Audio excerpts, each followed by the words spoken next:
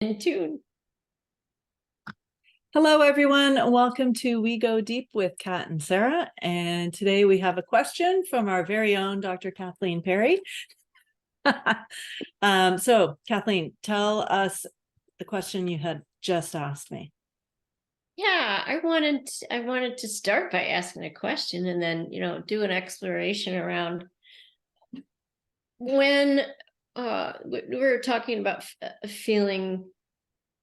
I don't remember the exact word you used, but my word is irritable. Just a little impatient with things that normally don't irritate me. How important, if, when, ever, is it to identify the source, the specific, oh, I think it's XYZ, a thought or a situation, and how often, and when is it, or, better to just let it go, just see if, not putting more thinking, more investigation, more like, oh, there's a problem, let me figure it out. What's your take on that, Dr. Sarah Joy? Well, I think it was funny when you'd first asked me that. I said we should hit record because I think I have a lot to say about that.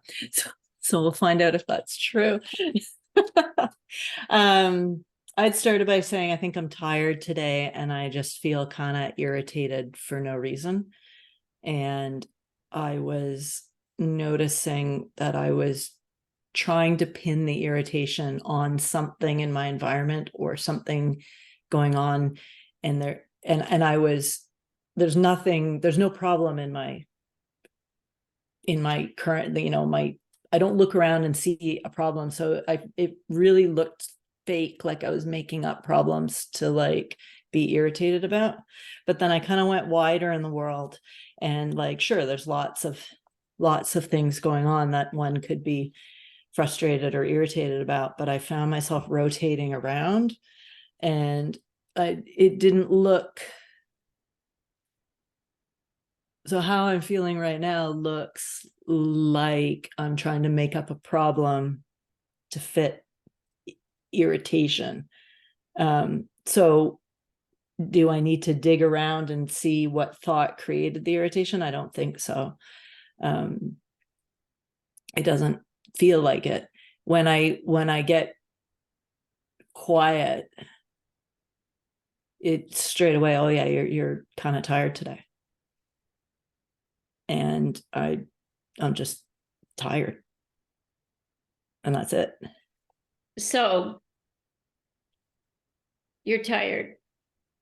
I do have other, Then, I have two other answers to that, depending on other things that might be going on too, but carry on. well, what this might be kind of meta, but it's sort of like you're tired and you're tired. End of story. Except the brain, wants to find the cause and effect. Because maybe there's part of us that like thinks tired is a problem. So what is causing the problem? And that's just thought. That's just thinking. Instead of just being tired. Well, I'm tired and I still have some paperwork to do. I'll take a nap, or I have time for a nap right now. I'm tired. I'll go take a nap instead of searching for the problem. Yeah. Now, you had talked about, or the way you asked the question, you talked about if there was a situation or if I was irritated.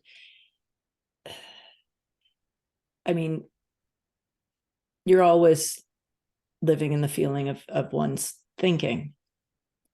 However, not however, I'm not finding language that is like absolutely true. There's lots of times where you might need an action because you don't like if somebody's slapping you in the face, and I'm using kind of an unrealistic, like there's nobody right now slapping me in the face. But if that was true and I was irritated because of it, or okay, it's coming to mind, I hate being tickled. It doesn't feel good. It hurts. And I just don't like the feeling of it. That would be really irritating. So I would take action, and I would, so then I would feel like, yes, that's a situation where it's clearly obvious. I'm going to speak up and say, hey, please don't tickle me, or stop slapping me in the face. So there are times where an action is obvious. Right now, it seems like having a nap seems obvious. I think I was misinterpreting tired signal with something else. I hadn't realized I was tired. Mm. Yeah. You There, know, Sarah Joy, it just occurs to me that we can really make life complicated, oh yeah. or we can live, moment to moment, guided by our intuition, guided by our feelings, even. Mm-hmm. And how easy it is to do that.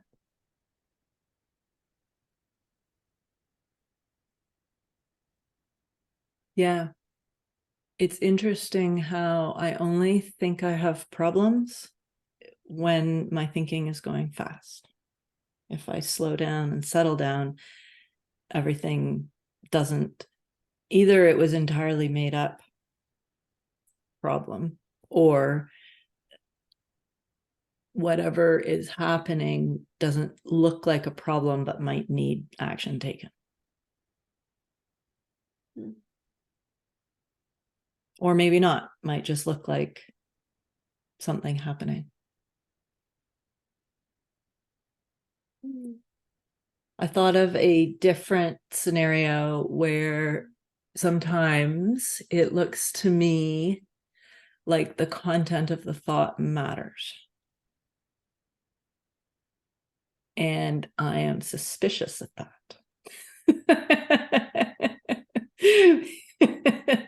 Because it only seems like it matters if there's a problem.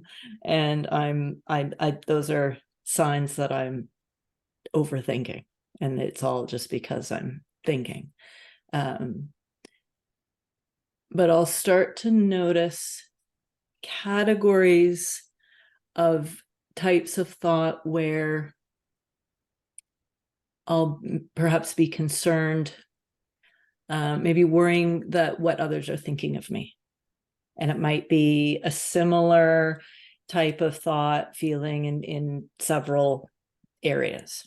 I noticed myself doing that at the gym the other day. And I wanted to not worry about what others were thinking of me. And it looked a bit silly, like logically there was no reason for it, but I still was in that cycle of feeling those feelings. So it looked like I should try and resolve that thought content. But in doing that, I never left that thought content and never left that feeling. What I think is more true is that the more time I spend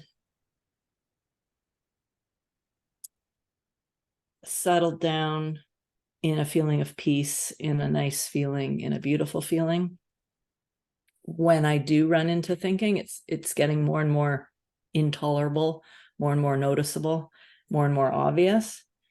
And in the noticing, I'm doing that I'm doing some thinking here. I'm doing that thinking. I'm doing that fairly a lot. It falls away. It's not that I have to go in and convince myself that nobody's looking at me or whatever. Does that make sense? Yeah, no, thanks for saying that, because the question I asked before we hit record was a little bit more addressed by that. Kind of like the question would have been better if I had said it, hey, how important is it to identify the content of the thinking that is resulting in a feeling that we don't like? Yeah. You answered that. And there's times where I've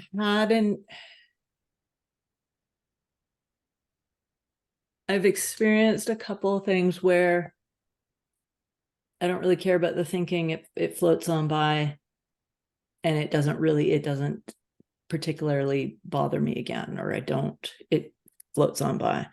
I've had other times where it feels like the same ideas recur and recur and recur. And then I have an insight and it all clears.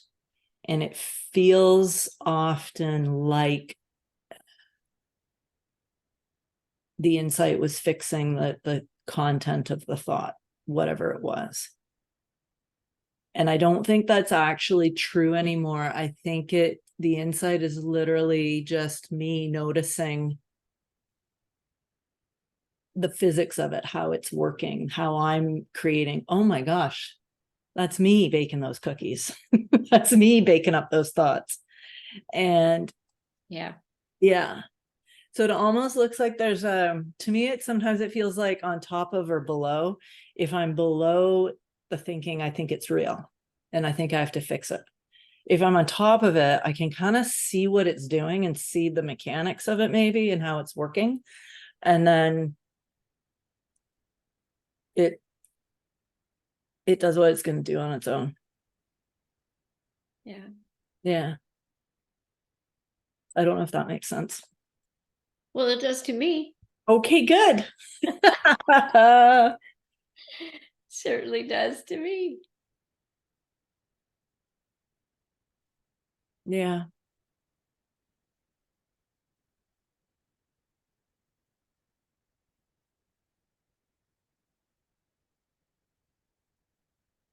We can do a lot with thought.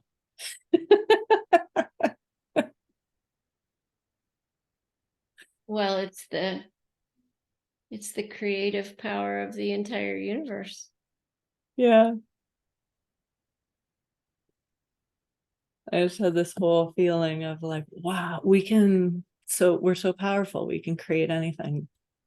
We can create an experience of being at the gym where everybody's judging you. Or we can create whatever we want. Mm-hmm. Yeah. It strikes me as funny just now. And amazing and awesome, awe-filled. Yeah.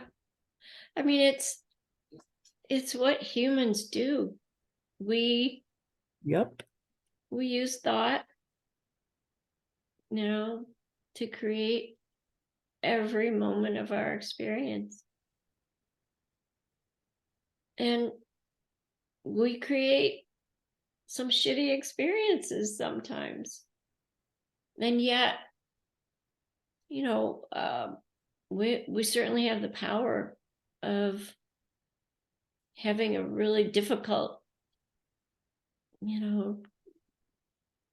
circumstance in our life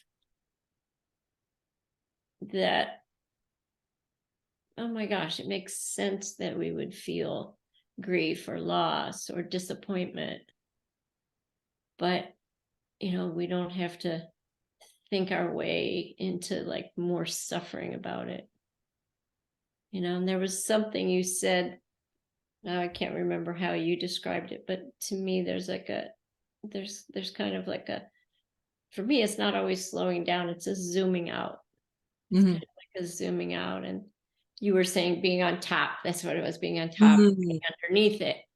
To me, it looks like I'm right in it. And it's me. There's this form, this thing called me. And then wait a minute, there's no me, the spiritual energy, the creative, and then I can zoom out and there's a problem. There's a challenge. There's a real challenge going on in my life, but from that zoomed out perspective, from that who we really are, it looks a lot different. Mm-hmm. It feels a lot different. It feels like, if I don't know, if we kind of thought about an earthly life, in form of 0 to 99 years, there's this thing that is going on, and just like even zooming out to one's whole life, it's just this moment of thought arising, and like you said, without looking into the content of it, you can, but without like analyzing the content or fixing it, and just kind of, it's fine to feel it, be with it. Mm. And it's not going to last forever. Yeah. That's where you said analyzing. That's where if I'm in the thinking or below it, or what feels to me like below, I will find myself analyzing. And there's nothing good has ever come of that, I don't think. I could say that with pretty strong confidence. If I feel like I'm above it and I'm seeing how it's working, there's times where I'll get insights around, like, it just comes to me. Oh, you think blah, blah, blah. Oh, you think people care about what you're doing at the gym. And that just came to me all at once. And I was judging myself for analyzing my thoughts.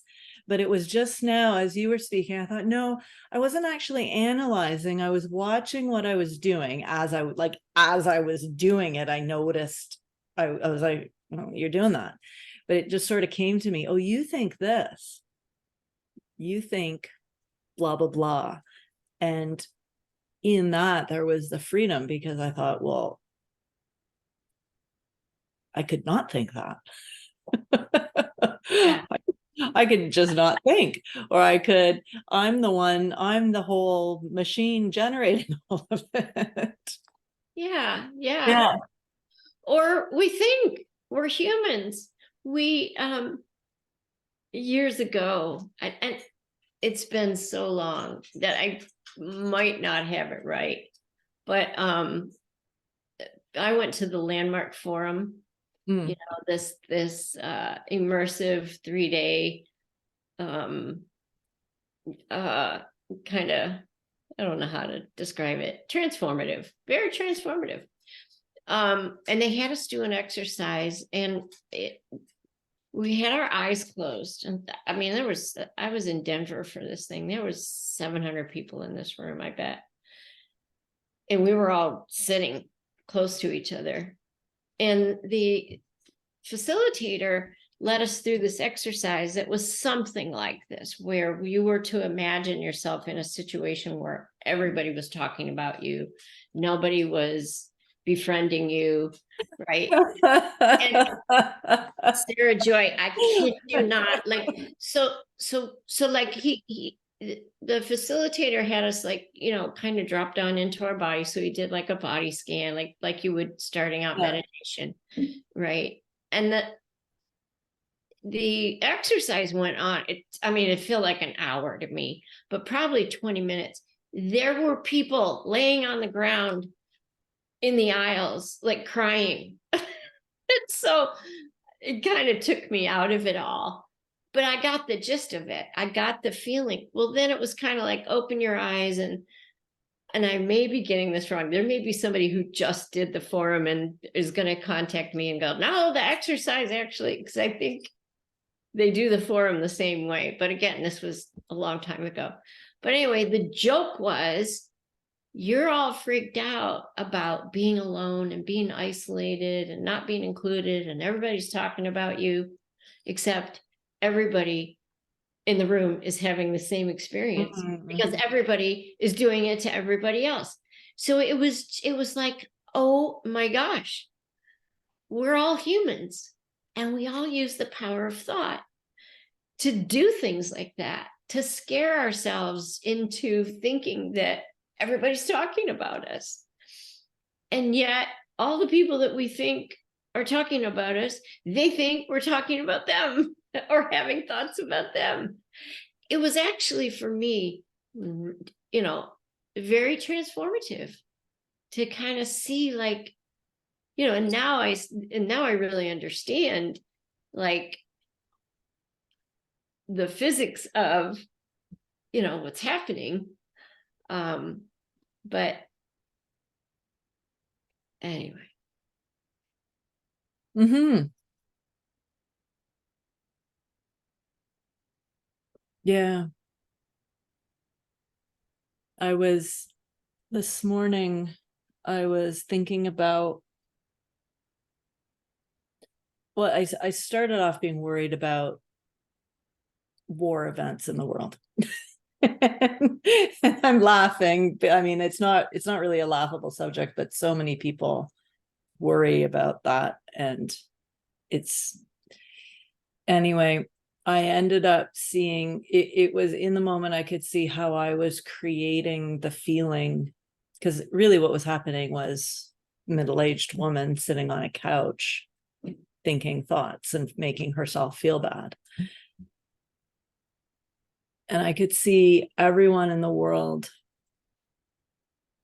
this perfect whole being of divine light, making up thoughts to scare themselves, to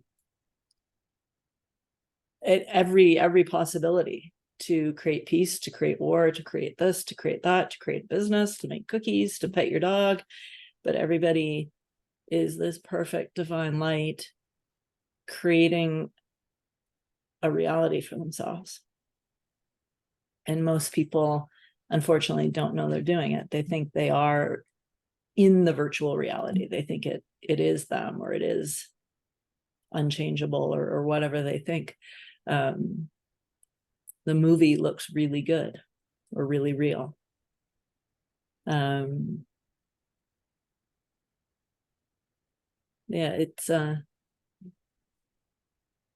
powerful. And I talk to so many people, whether it is directly in a client conversation or just with somebody I'm playing tennis with, about the fact that, it isn't, that experience happens from the inside out. And most people get that, like, oh yeah. And they'll say, well, yeah, I mean, I know that. Yeah, so we all know that. We all know that it isn't that out there causing us to have the feelings and the experience of life that we're having. Everybody knows, except we get bamboozled by our own thinking all the time.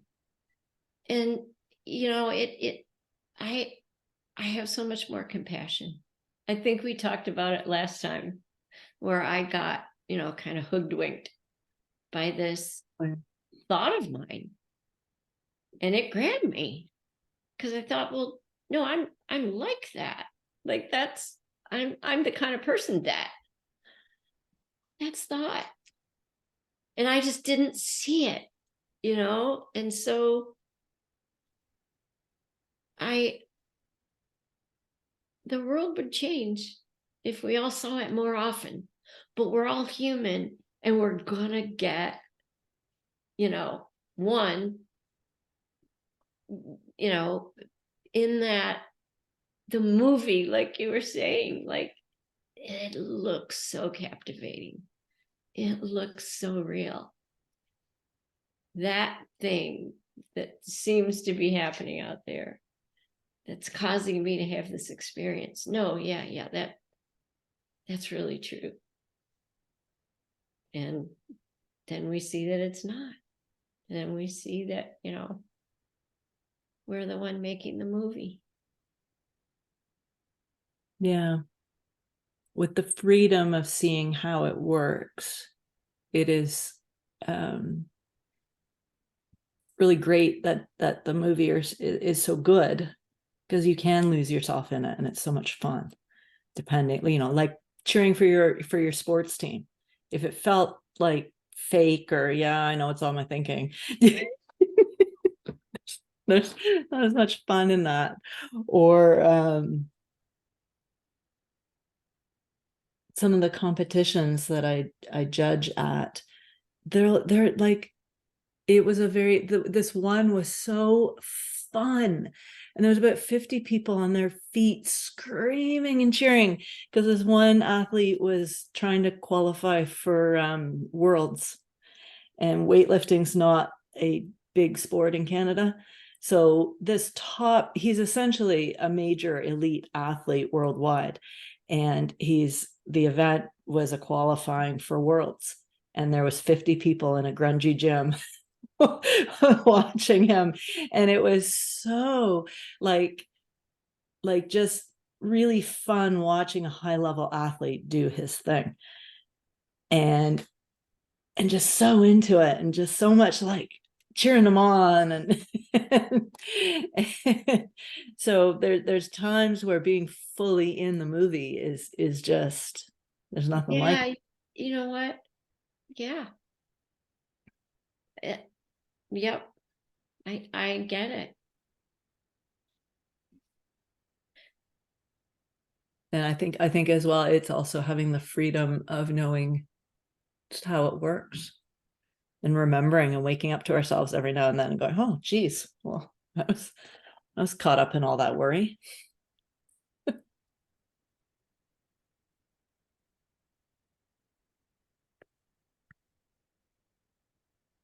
Yeah.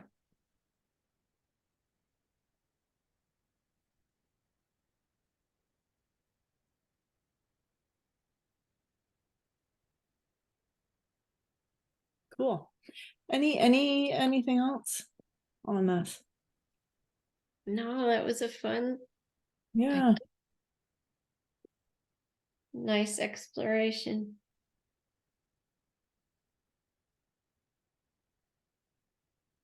Do you So, have anything else? Do you have anything else to say? well, I was just thinking, in summarizing your initial question, do we have to sort through the content of our thinking? No, I don't think we do.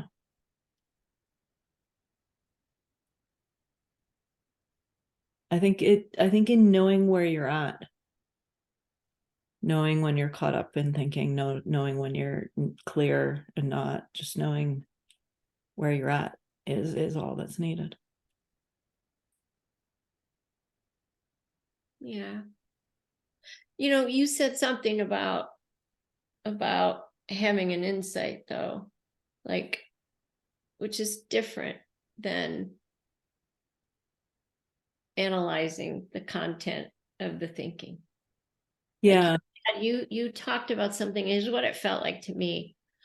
Oh, I've had this maybe persistent thought, right? It showed up again. I know this is probably not true, but every time I go to the gym, first thing that happens when I walk in is I start worrying about what people are thinking about me. I'm sure that's not your experience, but if it were, and then all of a sudden, an insight comes to you about that, where all of a sudden now it doesn't make so much sense. I don't know. That can be different. That Yeah, it was I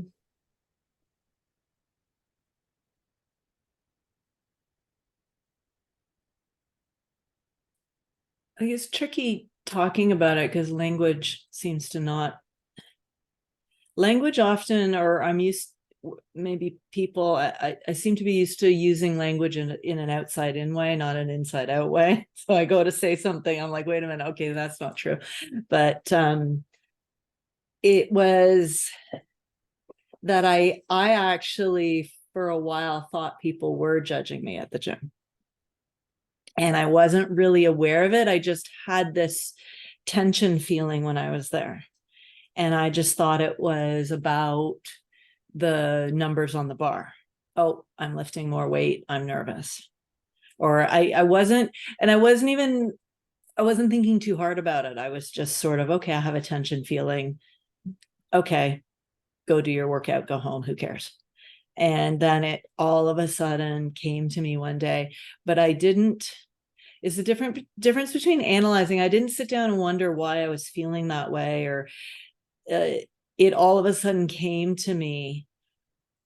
I'm worried about other people judging what I'm lifting.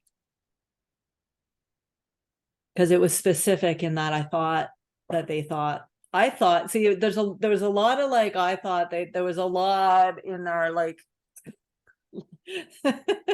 I was making up that people thought I wasn't lifting enough weight, that like, oh, she needs to lift more. When I noticed that alone, like, oh, you're doing this, the whole thing dissolved.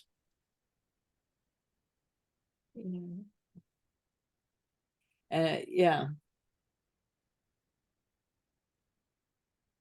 So no, and even in talking about it, I feel like a heaviness and tension, but it's I made up the whole thing.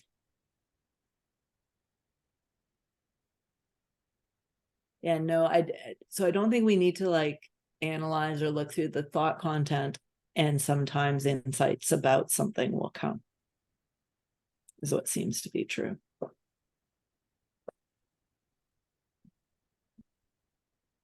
I'm not sure that made sense, but anyway. No, we're both saying the same thing. I agree with you. Okay, great. It doesn't very often to me look like an analysis of the content of our thinking is necessary. And insights can occur that will be the thing that can cause certain patterns of thinking to dissolve. I think that's what it looks like to me, without having to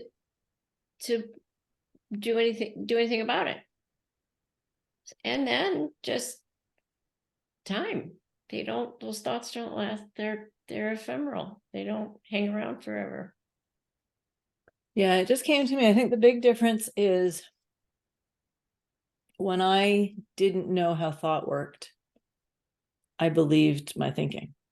And so if I had something showing up repetitive like that, or, I either believed it or I thought it was a failing in me that I had to fix. Yeah. Now that I know that we create using the energy of thought, and it's all coming from me, and I don't actually, it just looks like it honestly looks to me like our divine selves will show us things like, hey, you're doing this at the gym, do you want to keep doing that? And in the noticing that whatever it is, habit, it starts to fall away. And there seems to be, at least for me right now, there seems to be like a lag period between noticing the tension feeling or the noticing something, and then when it is no longer there. So there's this period of like, ugh, doing that again. But I guess that feeling is me judging my thinking. So I'm laughing because it looks like, well, why would I do that? Yeah, the big difference is, where do I think the thinking is coming from?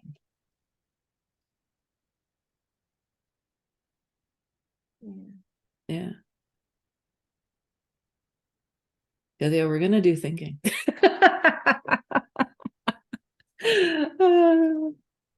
Yeah, it's gonna happen.